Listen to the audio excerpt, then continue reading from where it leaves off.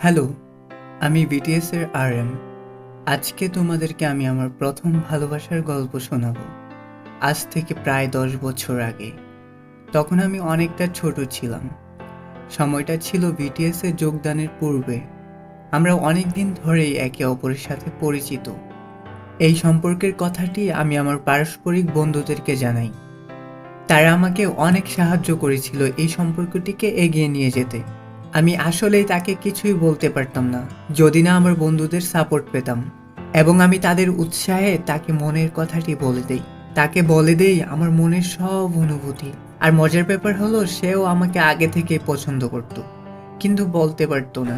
তারপর আমরা প্রত্যেক দিনই একে অপরের সাথে দেখা করতাম, আর দুজন দুজনের যত্ন নিতাম। সে রাগ করলে আমি তার রাগ ভাঙিয়ে দিতাম। এভাবেই ভালোই কাটছিল তাকে নিয়ে আমার কাটানো সময়গুলি। তারপর কয়েক মাস পর আমার অডিশন শুরু হয়ে যায়। আমি তার কাছ থেকে অনেকটা দূরে চলে আসি। আমরা চাইলে এখনও একে অন্যের সাথে দেখা করতে পারি, কিন্তু এটা অনেকটা কঠিন। তারপর এভাবেই দুজনের সহমতে আমাদের ভালোবাসাটি এইখানেই সমাপ্ত হয়ে যায়।